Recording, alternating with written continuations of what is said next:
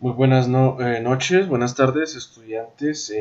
Vamos a continuar entonces con el siguiente tema de nuestra clase.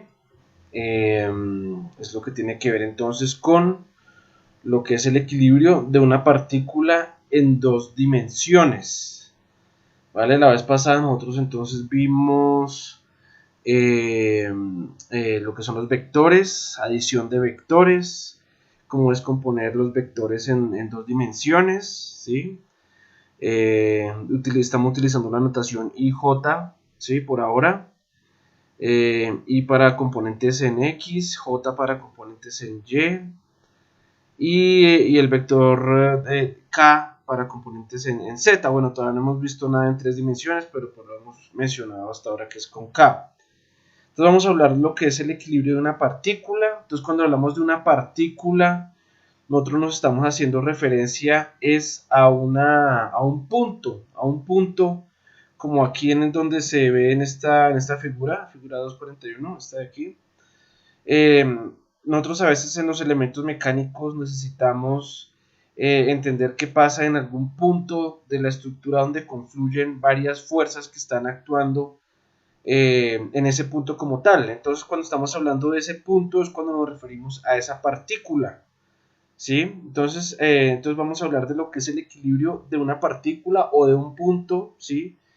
El cual está, pues como el título lo dice, en equilibrio. Si está en equilibrio, quiere decir que ese punto está en reposo, no está en movimiento, está en reposo absoluto. Entonces quiere decir que, por ejemplo, si nosotros tenemos un punto A que está en reposo y se le está aplicando una fuerza de 100 libras, por ejemplo, querrá decir de que pues habrá una reacción también de 100 libras en un sentido opuesto porque estas dos fuerzas tienen que equilibrarse, ¿sí? Para que la resultante de esas fuerzas sea igual a cero, ¿vale? Entonces, habiendo dicho eso, si nosotros consideramos que nuestra partícula está en equilibrio, querrá decir que la sumatoria de fuerzas, la resultante de la sumatoria de fuerzas en todos sus sentidos va a ser igual a cero, ¿vale? ¿Qué quiere decir eso? Que la sumatoria de tanto las fuerzas en X, o sea, todo lo que esté en Y, ¿sí? Y todo lo que esté en J va a ser igual a cero, ¿sí? Toda esa sumatoria de fuerzas que yo haga en los dos sentidos, tanto en X como en Y, va a ser igual a cero, ¿sí? Si estamos hablando de las dos dimensiones. Bueno, luego cuando hablemos de tres dimensiones, pues esto será muy fácil, simplemente pues acá será con las fuerzas en Z, en K, serán iguales también a cero, ¿sí? Entonces pasamos a digamos que la ecuación fue una de las ecuaciones fundamentales de la estática, y es que si el equilibrio, si yo tengo equilibrio en un punto, en una partícula, hablando de las dos dimensiones, querrá decir que la sumatoria de fuerzas en X va a ser igual a cero y la sumatoria de fuerzas en Y va a ser igual a cero, ¿vale? Entonces yo me voy a valer de esta expresión, la verdad que en la teoría de estática de esta sección, la verdad que no es nada larga, porque es que no hay más ecuaciones, simplemente la ecuación fundamental es esta, sumatoria de fuerzas en X es igual a cero y sumatoria de fuerzas en Y es igual a cero, ¿vale? Entonces, bueno, cuando hablamos de esa sumatoria, nosotros estamos hablando de una sumatoria vectorial, ¿no? Entonces, ahí pues tendremos que considerar es una sumatoria vectorial para considerar esa sumatoria que sea igual a cero, tanto en X como en Y, ¿ok? Hablando, como digo, de las dos dimensiones, ¿vale?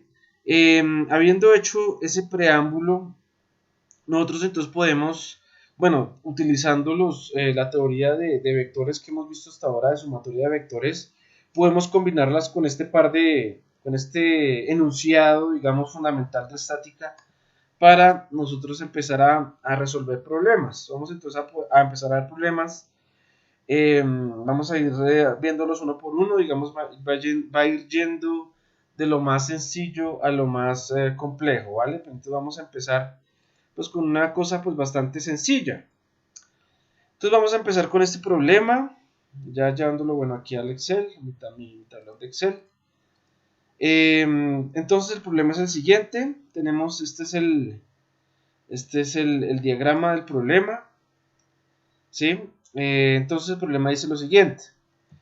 Se tiene una caja que se está levantando con dos cuerdas, como se muestra en la figura. Entonces esa cuerda comprendida entre los puntos A y B y los puntos A y C. Vean que nosotros tenemos acá una polea que digamos que le cambia la dirección de la cuerda, que hay unas personas que están haciendo la fuerza como tal, ¿sí? Pero entonces hacemos la suposición que este sistema está en este momento en equilibrio, ¿vale?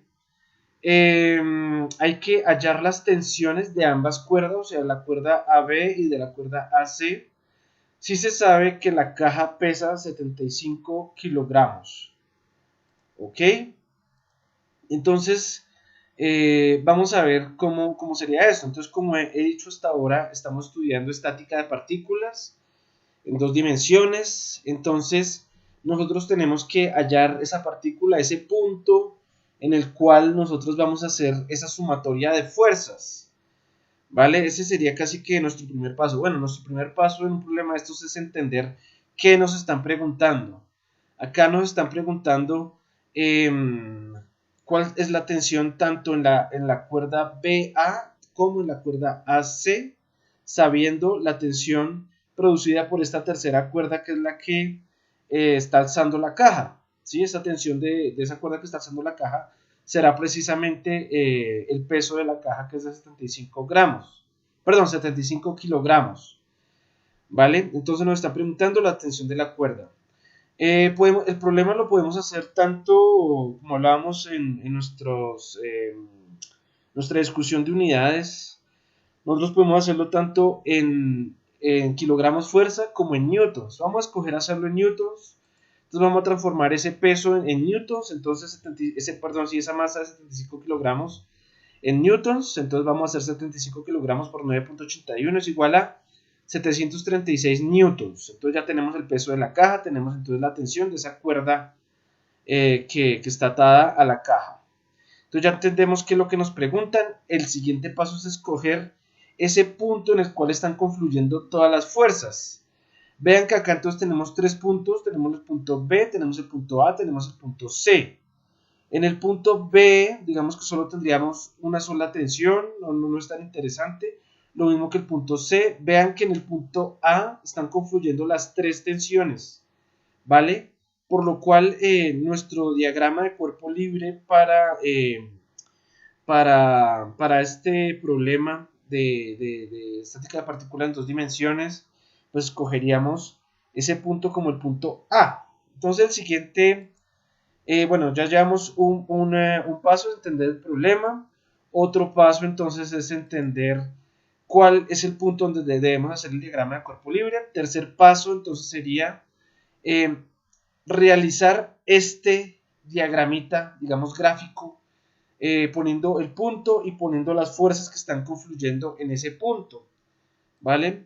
Les pido el favor tratar de saltarse este paso. A veces los estudiantes de una vez van de una vez a la calculadora, yo no entiendo por qué, pero es importante realizar estos pasos que estoy nombrando, ¿vale? Entonces el siguiente paso, hacer el diagrama de cuerpo libre de nuestra partícula, ¿vale? Entonces en este diagrama entonces tenemos nuestra tensión en A, tensión AB, perdón, tensión AC, que sería esta cuerda, tenemos nuestra tensión de 736 newtons del peso de la caja y tendremos también pues los ángulos a los que están ubicados cada uno, los ángulos a los que cada fuerza está sometida, ¿sí? La tensión en AB y la tensión AC, ¿vale?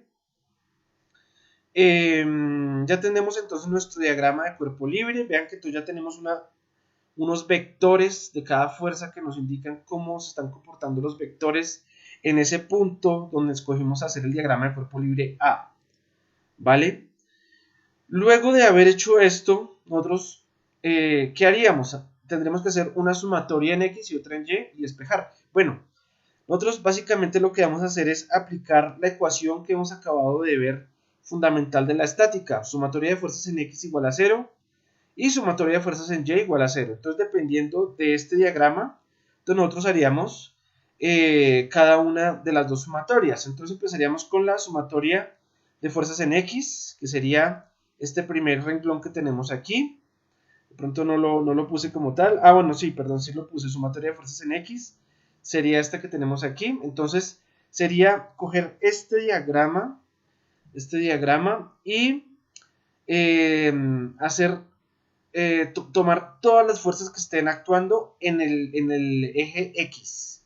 Entonces, cogeríamos entonces, en el caso de TAB, tendríamos que sacar entonces su componente en X, ¿vale? Esa componente, vean que sería negativa, ¿sí? Esta componente entonces sería TAB, ¿sí? Por coseno de 50, y es negativa, ¿vale?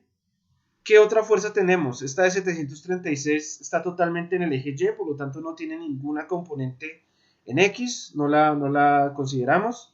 Y consideramos TAC, que en este caso sería positiva, según como vemos su dirección. Entonces ese componente horizontal, ese componente en el eje X sería TAC por coseno de 30. Y aplicando la ecuación de la estática de que todas las fuerzas en X me deben dar igual a 0, la sumatoria de fuerzas en X es igual a 0. Esta sumatoria de fuerzas en X de este diagrama sería igual entonces a 0. ¿Vale? Me queda una ecuación con dos incógnitas, TAB y TAC. ¿Vale? Deberíamos hacer una sumatoria de fuerzas en Y. ¿Ok? No lo escribí, pero esta segunda sería una sumatoria de fuerzas en Y. Entonces tomamos las fuerzas que están en Y. Entonces tomamos TAB, sería entonces seno de 50 por TAB, ¿sí? Esto que tenemos aquí, TAB por seno de 50, más, cogemos entonces esta de TAC, sería seno de 30 por TAC, ¿sí? Y tendremos que restarle esta de 736 newtons que está totalmente hacia abajo. No hay que meterle ningún seno o coseno porque está totalmente hacia abajo, solo tiene una componente totalmente en el eje Y, negativo, ¿ok? Menos 736 newtons, ¿ok? Entonces nos queda un sistema de ecuaciones de, bueno, dos ecuaciones, dos incógnitas, TAB, TAC. Entonces de la primera ecuación nosotros, de esta primera ecuación, normalmente las ecuaciones nosotros, estos sistemas de ecuaciones nosotros los resolvemos empezando por la ecuación que tenga la menor cantidad de términos, la ecuación que esté más sencilla de resolver. Sí, en este caso tomamos la primera ecuación, entonces acá simplemente despejamos TAB en términos de TAC, me queda que TAB es igual a TAC por coseno de 30 sobre coseno de 50, ¿vale? Si ustedes hacen el álgebra, pasan este menos TAB coseno de 50 a sumar al otro lado y este coseno de 30 pasaría a dividir. Perdón, creo que aquí lo hice fue al revés. Pasó este menos TAB coseno de 50 a sumar al otro lado, ¿sí? Y coseno de 50 pasó a dividir, ¿sí? Entonces queda TAB igual a TAC por coseno de 30 dividido coseno de 50, ¿vale? Entonces ya tenemos TAB en términos de TAC. Miren que ustedes pueden calcular coseno de 30 sobre coseno de 50, ¿cuánto da? Eso da un número, ¿ok?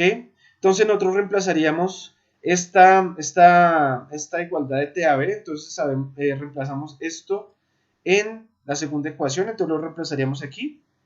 Entonces me quedaría esto que es TAB por seno de 50, si por este seno de 50, más TAC por seno de 30 menos 736 newtons igual a 0. ¿Ok? Esto es simplemente álgebra. Entonces ya resolviendo acá cuánto me da coseno de 30 por seno de 50 dividido coseno de 50, me da 1.032. Nosotros sabemos que seno de 30 es igual a 0.5, ¿sí? Acá estoy simplemente reemplazando los números. Me quedaría entonces acá, pasaría este 736 a restar al otro lado. Esto es simplemente álgebra.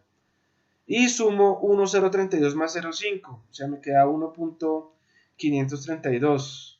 ¿Sí? Entonces yo despejaría TAC, que me da 480.42, ¿vale? Y TAB, me quedaría, pues tendríamos que sacar de esta ecuación de aquí, ¿sí? Que en este caso, a ver, permítame ver si yo puedo escribir acá. No puedo escribir. Simplemente entonces sería que TAC, no puedo escribir definitivamente. Permítame, voy a parar un momento el video y pongo acá entonces cuál sería el valor numérico de TAB, ¿vale?